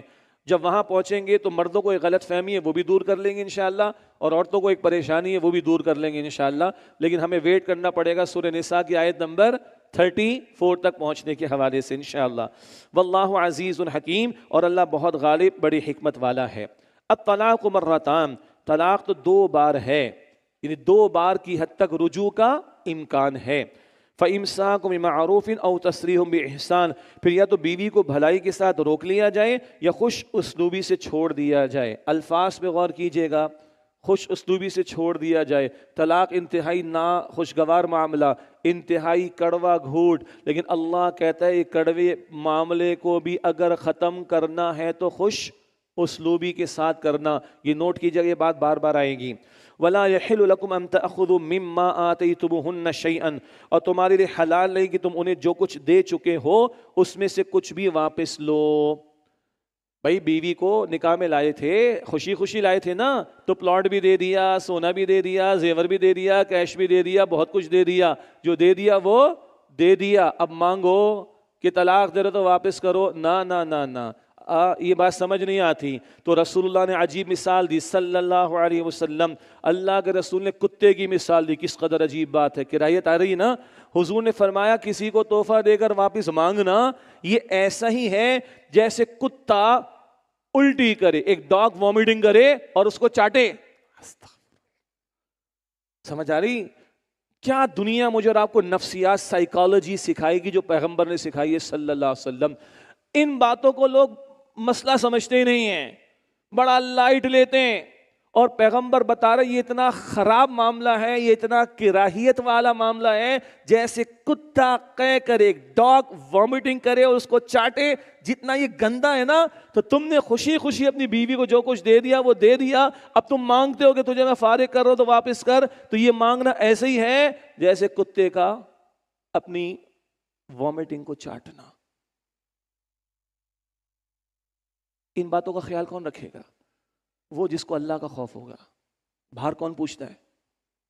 استغفر اللہ. اللہ ہمارے گھرانوں کی حفاظت فرمائے. ہم سب کو پتہ ہم کیا کیا ہوتا ہوا دیکھ رہے ہیں, نہیں کر رہے, یہ نہیں کر رہے ہیں, ہوتا ہوا دیکھ رہے ہیں, اور دین کیا بتا رہا ہے. تو فرمایا وَلَا يَحِلُّ لَكُمْ, اور تمہارے لیے حلال نہیں, أَن تَأْخُذُوا مِمَّا آتَيْتُمُوهُنَّ شَيْئًا, کہ تم انہیں جو کچھ دے چکے ہو اس میں سے کچھ بھی واپس لو. إِلَّا أَن يَخَافَ أَلَّا يُقِيمَ حُدُودَ اللَّهِ, سوائے اس کے کہ دونوں ڈریں کہ وہ اللہ کی حدود قائم نہ رکھ سکیں گے. فَإِنْ خِفْتُمْ, تو اگر تم خوف محسوس کرو, اللہ یقیم حدود اللہ, کہ وہ دونوں اللہ کی حدود کو قائم نہ رکھ سکیں گے, فلا جناح علیہما فیما افتدت بہ, تو پھر ان دونوں پر کوئی گناہ نہیں کہ وہ عورت کچھ معاوضہ دے کر اپنے آپ کو چھوڑا لے. اس کو کہتے ہیں خلا. شوہر طلاق دے سکتا ہے, اس کو طلاق کا حق دیا گیا.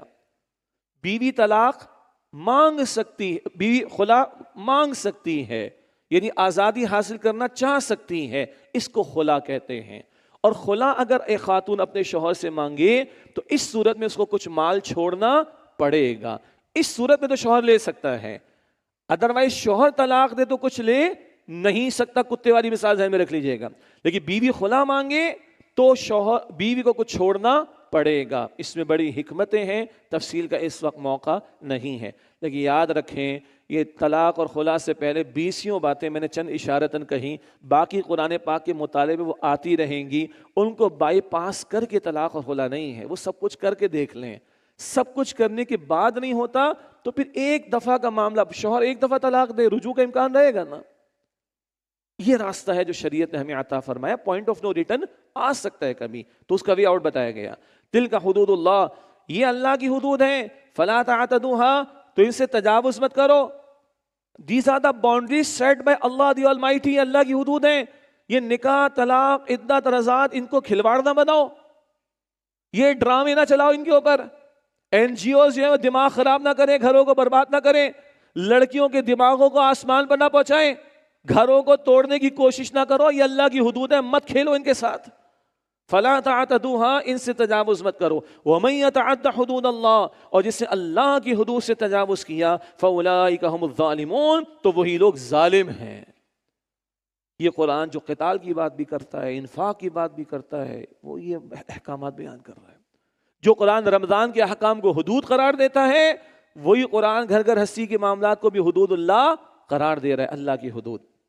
فَإِن طَلَّقَهَا، پھر اگر وہ شوہر اسے تیسری مرتبہ طلاق دے دے، فَلَا تَحِلُّ لَهُ مِن بَعْدُ حَتَّى تَنكِحَ زَوْجًا غَيْرَهُ، تو اب وہ عورت اس کے لیے حلال نہیں جب تک کہ وہ اس کے سوا کسی دوسرے سے نکاح نہ کرے. 3 کی حد تک، 2 کی حد تک تو رجوع تھا، تیسری طلاق دے دی، معاملہ ختم. اب یہ ایک دوسرے کے لیے حلال نہیں رہے سوائے اس کے کہ وہ کسی دوسرے سے نکاح کرے. فَإِن طَلَّقَهَا، پھر اگر وہ دوسرا شوہر بھی اسے طلاق دے دے، فَلَا جُنَاحَ عَلَيْهِمَا أَن يَتَرَاجَعَا، تو ان دونوں پر اب کوئی گناہ نہیں کہ وہ نیا نکاح کر کے باہم رجوع کر لیں. اِن ظَنَّ أَن يُقِيمَ حُدُودَ اللَّهِ، بشرطے کہ وہ خیال رکھتے ہوں کہ وہ اللہ کی حدود کو قائم رکھ سکیں گے. اس کو کہتے ہیں حلالہ، لیکن حلالہ شرعی حلالہ ہونا چاہیے. ہمارے ہاں چلتا ہے پلانڈ قسم کا حلالہ، منصوبہ بندی کے ساتھ. تو جامع ترمذی کی روایت ہے، رسول اللہ صلی اللہ علیہ وسلم نے لعنت فرمائی. لعنت، پیغمبر کی لعنت کس کے لیے؟ یہ پلانڈ قسم کا پورے منصوبے کے ساتھ حلالہ کرنے والے اور کروانے والے پر لعنت کی ہے رسول اللہ علیہ السلام نے. پیغمبر کی لعنت چھوٹی بات ہے کوئی؟ ایک شخص نے اپنی بیوی کو 3 طلاقیں دے دیں، اب اس کی عدت پوری، وہ کہیں اور نکاح کر سکتی. یا اس اگلے شوہر کا انتقال ہو گیا تو عدت پوری ہوگی بیوہ والی، یا اس شوہر نے نیچرلی اس خاتون کو طلاق دے دی، عدت پوری ہوگی، اب یہ پہلے شوہر سے نکاح کر سکتی ہے. یہ فطری طور پر ہونا چاہیے. پلانڈ طور پر ہو تو پیغمبر علیہ السلام نے لعنت فرمائی ہے. مزید تفسیرات تفاسیر میں دیکھیے گا. فرمایا اِن ظَنَّ أَن يُقِيمَ حُدُودَ اللَّهِ، بشرطے کہ وہ خیال رکھتے ہوں کہ وہ اللہ کی حدود کو قائم رکھ سکیں گے. وَتِلْكَ حُدُودُ اللَّهِ يُبَيِّنُهَا لِقَوْمٍ يَعْلَمُونَ، اور یہ اللہ کی حدود ہیں جنہیں وہ واضح فرماتا ہے ان کے لیے جو سمجھ رکھتے ہیں. وَإِذَا طَلَّقْتُمُ النِّسَاءَ فَبَلَغْنَ أَجَلَهُنَّ فَأَمْسِكُوهُنَّ بِمَعْرُوفٍ أَوْ سَرِّحُوهُنَّ بِمَعْرُوفٍ، اور جب تم عورتوں کو 1 یا 2 بار طلاق دے چکو، پھر وہ اپنی عدت پوری کرنے پر آئیں تو اب انہیں بھلائی کے ساتھ روک لو یا بھلائی کے ساتھ چھوڑ دو. 2 کی حد تک رجوع کا امکان ہے، اچھے انداز سے رکھو، اور اگر فیصلہ کرتے ہو کہ نہیں تو رخصت بھی کرو تو عمدہ انداز سے. کیا قرآن کی تعلیم ہے، اللہ اکبر. وَلَا تُمْسِكُهُنَّ ضِرَارًا لِتَعْتَدُوا، اور انہیں ستانے کی خاطر زیادتی کرنے کے لیے نہ روکے رکھو. اچھا تیرے ابا جان نے یہ کہا تھا، تیری اماں نے یہ کہا تھا، یعنی ساس سسر نے، تو میں چھوڑوں گا نہیں. یہ کامنٹس پاس کیے تھے، یہ سارا سوشل میڈیا پہ کھلواڑ ہوا تھا، یہ اپڈیٹس آ گئی تھی فیس بک پر، اچھا میں رجوع کر کے تجھ سے نمٹ لوں گا. اگر ظالم کو یہ کر رہا ہے تو یہ ظالم ہے. فرمایا وَلَا تُمْسِكُهُنَّ ضِرَارًا لِتَعْتَدُوا، اور انہیں ستانے کی خاطر زیادتی کرنے کے لیے نہ روکے رکھو. وَمَن يَفْعَلْ ذَلِكَ فَقَدْ ظَلَمَ نَفْسَهُ، اور جس کسی نے ایسا کیا تو اس نے اپنی ہی جان پر ظلم کیا. وَلَا تَتَّخِذُوا آيَاتِ اللَّهِ هُزُوًا، اور اللہ کی آیات کا مذاق نہ اڑاؤ. یہ دیکھیں اللہ فرما رہا ہے، اللہ کی آیات کے ساتھ کھلواڑ نہ کرو، مذاق نہ بناؤ. اگر شوہر کو اختیار دیا تو اختیار کا غلط استعمال نہ کرے. اگر شوہر کو قوام بنائے تو قوام ہونے کے ناطے اپنے اختیار کا غلط استعمال نہ کرے. اگر رجوع کا اختیار دیے تو رجوع کر کے ظلم نہ کرے، ستم نہ کرے. اللہ کی آیات کو کھلواڑ نہ بناؤ، مذاق نہ بناؤ. وَاذْكُرُوا نِعْمَةَ اللَّهِ عَلَيْكُمْ وَمَا أَنزَلَ عَلَيْكُمْ مِنَ الْكِتَابِ وَالْحِكْمَةِ يَعِظُكُمْ بِهِ، اور اپنے اوپر اللہ کی نعمت کو یاد کرو جو اللہ نے تم پر نازل فرمایا ہے کتاب اور حکمت میں سے، اسے بھی یاد کرو. اللہ اس کے ذریعے تمہیں نصیحت فرماتا ہے. وَاتَّقُوا اللَّهَ، اور اللہ کی نافرمانی سے ڈرو. وَاعْلَمُوا أَنَّ اللَّهَ بِكُلِّ شَيْءٍ عَلِيمٌ، اور جان لو کہ بے شک اللہ ہر شے کو خوب جاننے والا ہے. وَإِذَا طَلَّقْتُمُ النِّسَاءَ فَبَلَغْنَ أَجَلَهُنَّ، اور جب تم عورتوں کو طلاق دو پھر وہ اپنی عدت پوری کر چکیں، فَلَا تَعْضُلُوهُنَّ أَن يَنكِحْنَ أَزْوَاجَهُنَّ، تو انہیں مت روکو کہ وہ پھر سے اپنے پہلے شوہروں سے نکاح کر لیں، اذا تراضوا بینہم بالمعروف، جبکہ وہ دونوں آپس میں معروف طریقے کے مطابق راضی ہوں۔ یہ ایک ترجمانی ہے۔ ایک شخص نے اپنی بیوی کو طلاق دی، ایک کی حد تک رجوع کا امکان، دو کی حد تک رجوع کا امکان ہے نا، اب اس خاتون کے والدین یا بھائی یا رشتہ دار رکاوٹ نہ ڈالیں رجوع ہونے میں، ایک اور دو کی حد تک رجوع کا امکان ہے، اس میں رکاوٹ نہ ڈالو، گھر آباد ہو جائے تو اچھی بات ہے۔ یہ تو طلاق کی بات ہے۔ سبحان اللہ، اللہ کے رسول علیہ السلام کا معاملہ بیان ہوا، حضور کے دور میں کوئی جوڑا تھا، آپس میں کھٹ پٹ ہو گئی، حضور سمجھانے کو گئے، وقت نکال کر گئے اور سمجھا کر واپس آئے خوشی خوشی، اور حضور نے فرمایا کہ آج میں نے گھر کو بچایا ہے، آج میں نے گھر کو بچایا ہے۔ تو ہمیں گھر بچانے ہیں، ہم نے گھر آباد کرنے ہیں، رکاوٹ نہیں ڈالنی ہے۔ ذَلِكَ يُوعَظُ بِهِ مَنْ كَانَ مِنْكُمْ يُؤْمِنُ بِاللَّهِ وَالْيَوْمِ الْآخِرِ، اس بات سے اسے نصیحت کی جاتی ہے جو تم میں سے اللہ اور آخرت پر ایمان رکھتا ہے۔ یہ بار بار آ رہا ہے، میں پھر عرض کر رہا ہوں، جنہوں نے اللہ کی کتاب کو پس پش ڈال رکھا ہے وہ تو زنا کر رہے ہیں۔ ان احکام پر عمل کون کرے گا؟ جو اللہ پر ایمان رکھے گا، جو آخرت پر ایمان رکھے گا، جو راتیں قرآن کے ساتھ لگائے گا، جو اپنے اوقات کو قرآن کے ساتھ لگائے گا، جو دین کے محافل میں آئے گا، اس میں خوف خدا ہوگا نا، اس کو پتا ہوگا یہ اللہ کے احکامات ہیں۔ فرمایا ذالکم ازکیٰ لکم واطہر، یہی تمہارے لیے بہت پاکیزہ اور نہایت ستھری بات ہے۔ کیا؟ گھر آباد رہیں، شوہر بیوی کا تعلق قائم رہے، گھروں کے اندر جو ہے وہ حیا کا اہتمام ہو، گھروں میں پاکیزگی کی بات ہو، یہ تمہارے لیے پاکیزہ تر ہے، نہ کہ وہ زنا کے راستے اور ٹوٹتے گھرانے، نہ ذالکم ازکیٰ لکم واطہر، یہی تمہارے لیے بہت پاکیزہ اور نہایت ستھری بات ہے۔ واللہ یعلم وانتم لا تعلمون، اور اللہ جانتا تم نہیں جانتے۔ والوالدات یرضعن اولادہن حولین کاملین لمن اراد ان یتم رضاعہ، اور مائیں اپنے بچوں کو دودھ پلائیں پورے 2 سال تک۔ یہ حکم اس کے لیے ہے جو دودھ پلانے کی مدت پوری کرنا چاہتا ہے۔ 2 سال میکسیمم ہے، اس سے پہلے دودھ چھڑایا جا سکتا ہے۔ آج کل تو عورتوں کو اسمارٹ رہنے کا بڑا شوق ہے، جی فیڈنگ نہیں کرانی۔ اللہ کی بندیوں، اب ڈاکٹر سے ہی پوچھ لو جا کر، بریسٹ کینسر بڑھتا چلا جا رہا ہے، کروا لو علاج، دودھ پلاؤ بچوں کو، اور یہ حق ہے بچے کا۔ ورنہ پھر کیا ہے، کبھی ماضی کی بات ہے 50 سال پہلے اگر کوئی ماں کہہ دیتی کہ بیٹا تیرا دودھ معاف نہیں کروں گی تو بیٹا ہل جاتا تھا نا، یاد ہے؟ ہل جاتے تھے نا، اماں معاف کر دے۔ تو ایک ماں نے کہا چند سال پہلے بیٹا تیرا دودھ معاف نہیں کروں گی، تو پتہ ہے بچے نے کیا کہا؟ اماں ڈبے کا پلایا تھا تم نے۔ تو بچہ پھر یہی کہے گا نا، بٹ نیچرل۔ 50 سال پہلے ہم ہل جاتے تھے نا، ہمارے آبا اجداد ہل جاتے تھے اگر ماں نے جملہ کہا۔ اب ماں یہ کہے تو بچہ کیا کہتا؟ اماں ڈبے کا پلایا تھا۔ استغفر اللہ۔ اور آج ثابت شدہ بات، یہ تو اللہ کا حکم ہے، ثابت شدہ بات ہے کہ بچے کے لیے سب سے اہم ترین غذا کیا ہے؟ جو اس کے ماں کے وجود میں اللہ تعالیٰ نے رکھی ہے۔ تو میکسیمم 2 سال، اس سے پہلے چھوڑایا جا سکتا ہے۔ وَعَلَى الْمَوْلُودِ لَهُ رِزْقُهُنَّ وَكِسْوَتُهُنَّ بِالْمَعْرُوفِ، اور جس کا بچہ ہے اس باپ کے ذمے ہے ان ماؤں کا کھانا اور ان کا لباس معروف طریقے کے مطابق۔ سنیے، یہاں بچہ بہت امپورٹنٹ ہے، بچے کی پروٹیکشن دیکھیے۔ ایک شخص کا بچہ ہے، اس شخص نے اپنی بیوی کو یعنی بچے کی ماں کو طلاق دے دی، تو بچے کا تو کوئی قصور نہیں ہے نا، طلاق کی عدت تو پوری کرے گی وہ خاتون۔ بچے کی اس ماں کو خرچہ دینا ہے اس کے بچے کے ابا نے، تاکہ ماں کے وجود میں غذا جائے گی تو بچے کی غذا کا اہتمام ہوگا، اور جب تک یہ دودھ پینا ہے بچے نے، یہ خرچہ بچے کے ابا نے دینا ہے۔ بھائی بات سمجھ آ رہی ہے؟ یہ بچے کی چائلڈ پروٹیکشن یہ قرآن بتا رہا ہے۔ سبحان اللہ۔ لا تکلف نفس الا وسعها، کسی شخص پر اس کی گنجائش سے زیادہ ذمہ داری نہیں ڈالی جاتی، جس کی جس قدر وسعت وہ خرچ کرے۔ لا تضار والدۃ بولدها، نہ ماں کو اس کے بچے کی وجہ سے نقصان پہنچایا جائے، ولا مولود له بولدہ، اور نہ ہی باپ کو اس کے بچے کی وجہ سے نقصان پہنچایا جائے۔ یعنی کہ ماں دودھ پلانا چاہتی اور بچے کو چھین لیا جائے، ظلم نہ کرو، ماں کی ممتا کو چیلنج نہ کرو، اس میں رکاوٹ نہ ڈالو، اور نہ یہ کہ کوئی خدا نہ خاصہ بچے کی ماں بچے کے باپ سے جس سے طلاق دے دی ہے 50,000 دو گے تو پلاؤں گی، یہ باپ کو ستانے کے مترادف ہو جائے گا۔ نہ ماں گڑبڑ کرے نہ باپ گڑبڑ کرے، پروٹیکشن کس کی ہو رہی ہے؟ بچے کی۔ یہ سمجھائیں بچوں کو، ان بچوں کا سب سے بڑا خیر خواہ اللہ سبحانہ و تعالیٰ ہے، بندوں کا سب سے بڑا خیر خواہ اللہ سبحانہ و تعالیٰ ہے۔ اور سنیں، وَعَلَى الْوَارِثِ مِثْلُ ذَلِكَ، اور وارث پر بھی اسی طرح کی ذمہ داری ہے۔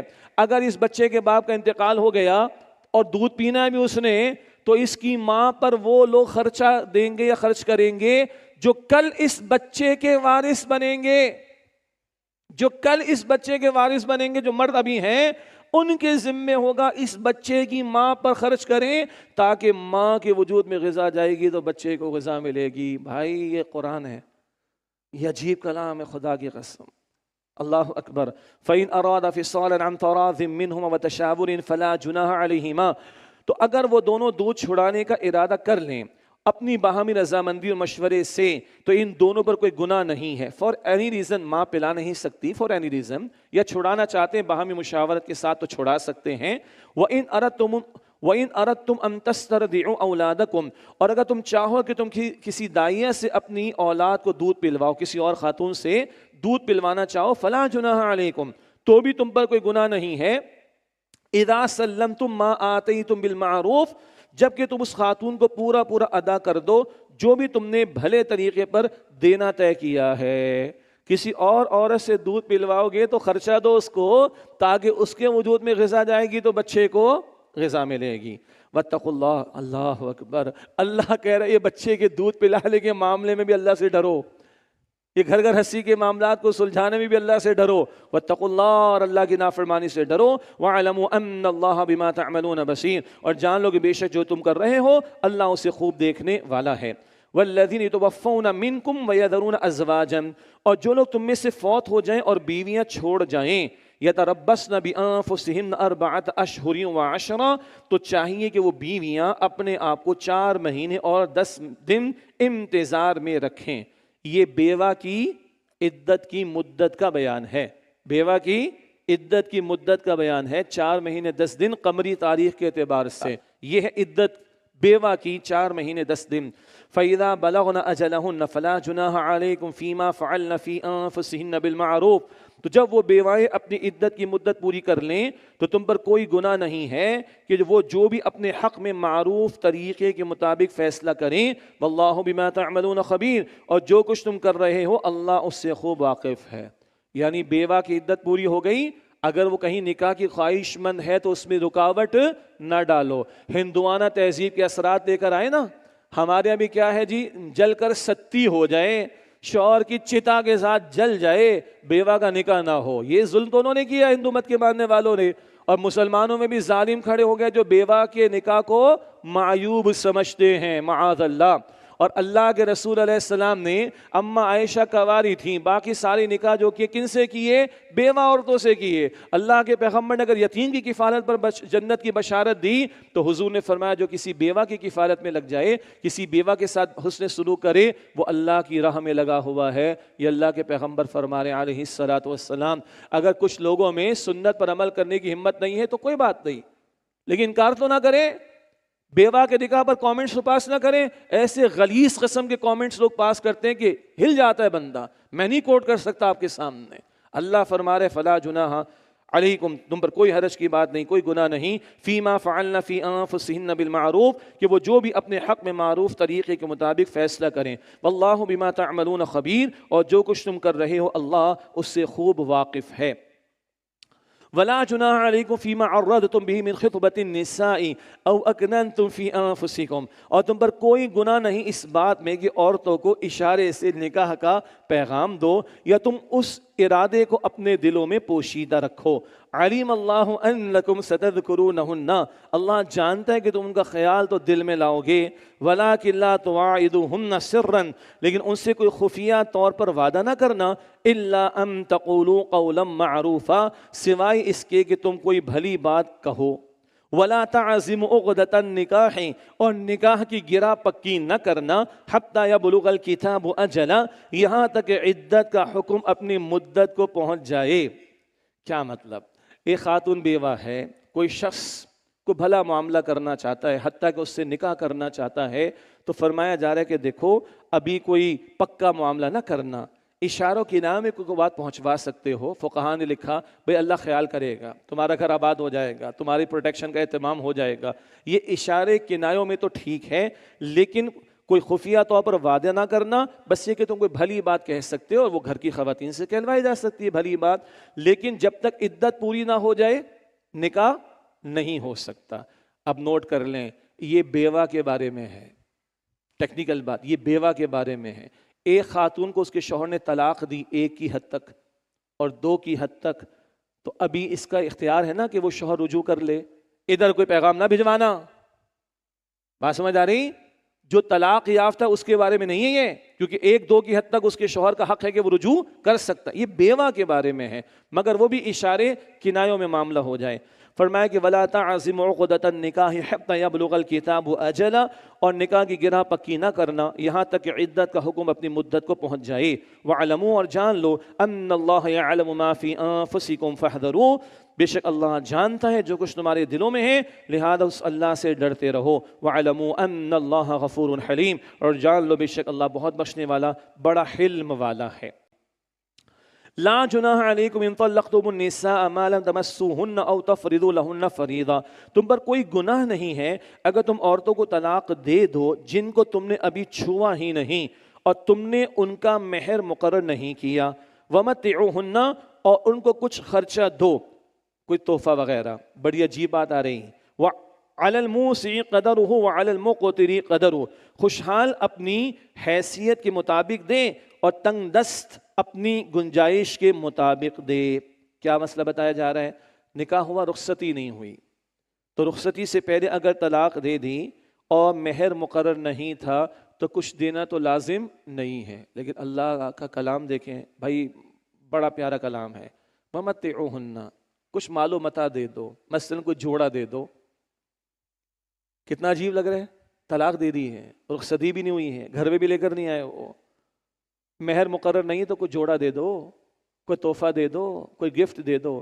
طلاق پر گفٹ، قربان جائیے، کڑوی بات، ناخوشگوار بات، اس پر دین کی خوبصورت تعلیم ہے۔ سوچئے، یہ دین اتنا پیارا ہے، قدر کریں اس دین کی ہم لوگ۔ یہ دین اتنا پیارا کہ کڑوے معاملے پر، ناخوشگوار معاملے پر اللہ کہہ رہے تحفہ دے کے رخصت کرو، تو جب بیوی کو گھر میں رکھو گے، شوہر بیوی ساتھ ہوں گے، تو اللہ کے دین کی احکامات اور تعلیمات کتنی خوبصورت ہوں گی، کتنی پیاری ہوں گی۔ ہم بھی تب پیارے ہوں گے جب پیاری تعلیمات پر گھروں میں عمل ہوگا انشاءاللہ تعالی۔ یہ دوبارہ پلیز مجھے اجازت دیجئے، میں ریپیٹ کر رہا ہوں بار بار، یہ کڑوے معاملات میں اتنی پیاری تعلیم ہے، تو روٹین کے تعلق جب لباس کہاں شوہر بیوی کو، تو کیا خوبصورت تعلیم اللہ اور اللہ کے رسول کی ہوگی صلی اللہ علیہ وسلم۔ اللہ ہمیں قدر کرنے، عمل کرنے کی توفیق دے۔ علی الموسع قدرہ وعلی المقتر قدرہ، خوشحال اپنی حیثیت کے مطابق دے۔ برانڈڈ پہنتے ہو نا تو برانڈڈ ہی دے دینا جی، برانڈڈ پہن دو، وسعت ہے تو برانڈڈ دے دو، اور اگر معمول کا ہے تو معمول کا دو۔ وعلی المقتر قدرہ، اور تنگ دست اپنی گنجائش کے مطابق دے۔ متاعا بالمعروف، یہ معروف طریقے کے مطابق خرچہ دینا ہے، یہ تحفہ تحائف دینا ہے، یہ خرچہ دینا ہے۔ حقا علی المحسنین، یہ نیک لوگوں پر لازم ہے۔ اللہ اکبر، محسنین، حسن کے ساتھ عمل کرنے والے، اللہ کے نیک بندوں پر لازم ہے کہ ان معاملات کو بھی خوش اسلوبی کے ساتھ پائے تکمیل کو پہنچاؤ۔ ہماری تو مار دھاڑ ہوتی ہے، تھر پھاڑ دیتے ہیں، لسٹیں جاتی ہیں، یہ بھی واپس کرو، ہاں پولیس والوں کو بھجوا دیتے ہیں، بدماشوں کو بھجوا دیتے ہیں۔ اللہ اکبر کبیرہ۔ وَإِن طَلَّقْتُمُوهُنَّ مِن قَبْلِ أَن تَمَسُّوهُنَّ، اور اگر تم انہیں طلاق دو اس سے پہلے کہ تم نے ان سے خلوت کی ہو، خلوت وہی رخصتی کا معاملہ تعلق قائم ہونا، اور اگر تم نے انہیں طلاق دی اس سے پہلے کہ تم نے ان سے خلوت کی ہو، وَقَدْ فَرَضْتُمْ لَهُنَّ فَرِيضَةً، اور تم ان کے لیے مہر مقرر کر چکے تھے، تو فَنِصْفُ مَا فَرَضْتُمْ، تو نصف مہر ادا کرو جو تم نے مقرر کیا ہے۔ رخصتی سے پہلے طلاق دی، مہر مقرر تھا تو کتنا دینا ہوگا؟ آدھا، نصف دینا ہوگا۔ آگے قربان جائیے قرآن کی اور پیاری تعلیم۔ الا ان یعفون، سوائے اس کے کہ وہ خود ہی معاف کر دیں، وہ عورت ہی معاف کر دے، وہی نہیں چاہیے۔ او یعفو الذی بیدہ عقدۃ النکاح، یا وہ شوہر معاف کر دے کہ جس کے ہاتھ میں نکاح کی گرہ یعنی اختیار ہے۔ اور سنیں، وان تعفوا اقرب للتقوی، اور اے شوہرو اگر تم معاف کر دو تو یہ تقوی سے بہت قریب ہے۔ شوہر کا معاف کرنا کیا ہوگا؟ آدھا نہیں، پورا دے دے۔ اللہ اکبر۔ او بھائی یہ طلاق کے موقع کی رہنمائی، اور کیا اقرب للتقوی، یہ سپرلیٹو ڈگری، یہ بہت سب سے قریب ترین ہے تقوی کے، کیا؟ تم شوہر ہی معاف کر دو جن کے ہاتھ میں نکاح کا اختیار ہے، تم پورا ہی دے دو۔ اللہ اکبر! کون پڑھتا ہے؟ کون سنتا ہے؟ کوئی ایک اورینٹیشن 2 گھنٹے کی بھی ہوتی ہے، شوہر یعنی جو لڑکے لڑکی کی شادی ہونے والی ہے الگ الگ، ٹھیک ہے، کوئی اورینٹیشن الا ماشاء اللہ، یہ قرآن ولا سبحان اللہ ولا تنسوا الفضل بینکم، اور آپس کے معاملے میں احسان کا برتاؤ کرنا نہ بھولو۔ یہ اللہ کا کلام تو دیکھیں، وہ اتنی کڑوی بات ہے، احسان کرنا مت بھولو۔ کڑوے معاملے پر اللہ کہتے ہیں احسان کرو، تو روٹین کے معاملات میں تو کتنا احسان کا معاملہ ہونا چاہیے۔ یہ شوہروں کو بھی سمجھنا ہے زیادہ، اور یہ بیویوں کو بھی سمجھنا ہے۔ اللہ ہم سب کو سمجھ عطا فرمائے۔ ان اللہ بما تعملون بصیر، بے شک جو کچھ تم کر رہے ہو اللہ اسے خوب دیکھنے والا ہے۔ اللہ شوہر کو بھی دیکھ رہا ہے، بیوی کو بھی دیکھ رہا ہے، بھائی ساس کو بھی، سسر کو بھی، نن کو بھی، بھاوج کو بھی، بہو کو بھی، داماد کو، اللہ سب کو دیکھ رہا ہے۔ اور کیا ہے اللہ کا دیکھنا؟ فار انفارمیشن نہیں ہے، کل حساب بھی ہونا ہے۔ اللہ ہم سب کے حساب کو آسان فرمائے۔ اب اللہ کے کلام کی ترتیب دیکھیے، بہت ہو گیا بھائی گھر گھر کا معاملہ، گھر کی باتیں بہت ہو گئی، بھول نہ جانا اللہ کو۔ اب دیکھیے نماز آ گئی، حافظوا علی الصلوات والصلاۃ الوسطی، نمازوں کی حفاظت کرو اور خاص طور پر درمیانی نماز کی۔ اللہ کو بھول نہ جانا گھر گھر کے چکر میں، اور جتنا اللہ کو یاد رکھو گھر میں سیدھے رہو گے، اللہ کا خوف ہوگا تو گھر میں سیدھے رہو گے۔ پلیسمنٹ دیکھیے اللہ کے کلام کی آیات کی، سبحان اللہ۔ حافظوا علی الصلوات، نمازوں کی حفاظت کرو، والصلاۃ الوسطی، اور خاص طور پر درمیانی نماز کی۔ کئی آراء ہیں، ایک حدیث کی روشنی میں خاص واقعہ عصر کی نماز، اور عصر کی نماز کی بڑی اہمیت بھی ہے، اور ضائع بھی جلدی ہو جاتی ہے، وقت کم ہوتا ہے۔ 1 2 اگر رات پہلے ہے اور یقیناً پہلے ہے تو مغرب سے شروع کریں تو درمیان میں کون سی نماز آئے گی؟ فجر کی، اور فجر کی بڑی بھاری پڑ گئی، آج کل لوگوں کو مشکل پڑ گئی ہے رمضان کے علاوہ، تو فجر بھی ایک مراد دی گئی۔ اور وسطیٰ کے معنی بہترین، تو بہترین نماز کی حفاظت کرو۔ کیا مطلب؟ نمازوں کو بہترین آداب کے ساتھ ادا کرنے کی کوشش کرو۔ وقوموا للہ قانتین، اور اللہ کے حضور عاجزی اختیار کرتے ہوئے کھڑے رہا کرو۔ فَإِنْ خِفْتُمْ فَرِجَالًا أَوْ رُكْبَانًا، پھر اگر تمہیں خوف ہو دشمن کا تو چلتے چلتے سواری پر نماز ادا کر لو۔ فَإِذَا أَمِنْتُمْ، پھر جب تمہیں امن حاصل ہو جائے، فَاذْكُرُوا اللَّهَ كَمَا عَلَّمَكُمْ مَا لَمْ تَكُونُوا تَعْلَمُونَ، تو اللہ کو یاد کرو اس طریقے سے جو اس نے تمہیں سکھایا ہے جو تم نہیں جانتے تھے۔ اس کو نماز خوف کہتے ہیں۔ دشمن کا خوف ہو تو جیسے سواری پر چلتے چلتے ممکن ہو نماز ادا کر لی جائے۔ اس کی کچھ وضاحت سورہ نساء میں بھی آئے گی انشاءاللہ۔ والذین یتوفون منکم ویذرون ازواجا فاذا امنتم فاذکروا اللہ، پھر جب تمہیں امن حاصل ہو جائے تو اللہ کو یاد کرو، کما علمکم، جیسے اس طریقے پر جو اللہ نے تمہیں سکھایا۔ کیا اللہ نے نماز کا طریقہ قرآن میں بتایا ہے؟ تو ہمیں کس نے بتایا ہے؟ اللہ کے رسول نے علیہ السلام۔ یہ سنت کی اہمیت ہے۔ ما لم تکونوا تعلمون، جو تم نہیں جانتے تھے۔ والذین یتوفون منکم ویذرون ازواجا، اور جو لوگ تم میں سے فوت ہو جائیں اور بیویاں چھوڑ جائیں، وصیۃ لازواجہم متاعا الی الحول غیر اخراج، انہیں چاہیے کہ اپنی بیویوں کے لیے وصیت کر جائیں 1 سال تک خرچہ دینے کی اور انہیں گھر سے نہ نکالنے کی۔ یہ حکم اول تھا کہ بھئی اگر کسی شخص کا انتقال کا معاملہ تو میری بیوی کو گھر پہ رکھنا 1 سال کے لیے، خرچہ بھی دینا۔ لیکن بعد میں شریعت میں وراثت کے احکامات آ گئے، اور سورہ نساء آیت نمبر 11 اور 12 میں وراثت کے احکامات میں شوہر اور بیوی کا حصہ بھی بیان ہو گیا 1، اور بیوہ کی عدت بھی بیان ہو گئی۔ آیت نمبر 234 میں ہم نے پڑھا کتنی؟ 4 مہینے 10 دن کی۔ تو یہ جو اب بات ہم پڑھ رہے ہیں یہ منسوخ ہے۔ فَإِنْ خَرَجْنَا فَلَا جُنَاحَ عَلَيْكُمْ فِي مَا فَعَلْنَ فِي أَنفُسِهِنَّ مِن مَّعْرُوفٍ، پھر اگر وہ خود چلی جائیں تو تم پر کوئی گناہ نہیں اس میں جو کچھ وہ اپنے بارے میں کریں معروف طریقے کے مطابق۔ وہی بات، ایک خاتون بیوہ ہو گئی، عدت پوری ہو جاتی ہے، وہ نکاح کے کرنا چاہے تو شریعت نے اس کی گنجائش عطا کی ہے۔ واللہ عزیز حکیم، اور اللہ بہت غالب بڑی حکمت والا ہے۔ وَلِلْمُطَلَّقَاتِ مَتَاعٌ بِالْمَعْرُوفِ، اور طلاق یافتہ عورتوں کو بھی معروف طریقے کے مطابق کچھ خرچ دینا لازم ہے۔ عدت، اچھا 1 اور 2 کی حد تک عدت خاتون کہاں گزارے؟ شوہر کے گھر پہ، تاکہ رجوع کا امکان رہے۔ اور اس عدت کے دوران خرچہ کس نے دینا ہے جی؟ شوہر نے دینا عدت کے دوران۔ اس کے بعد عدت ختم، اور اگر شوہر رجوع نہیں کرتا 1 اور 2 کی حد تک تو خاتون کوئی اور نکاح کر سکتی ہے۔ حقا علی المتقین، یہ متقین پر لازم ہے۔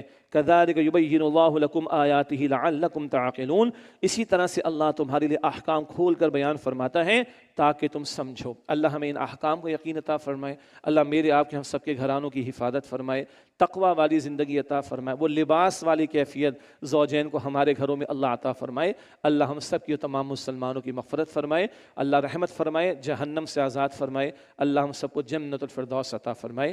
وآخر دعوانا ان الحمد للہ رب العالمین۔